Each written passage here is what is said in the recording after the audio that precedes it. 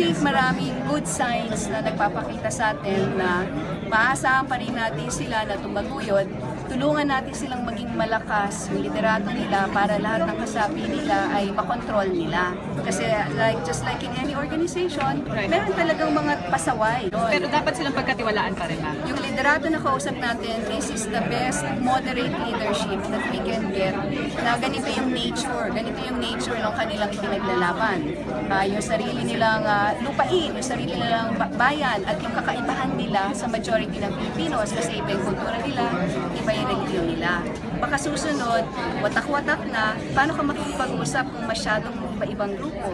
Baka susunod, yung liderato na ay radical, extreme, ayaw na, ang gusto, independent Islamic State. Halimbawa, tulad ng BIS. So, mas mahirap na mas mahirap na, umpisahan pa natin ulit.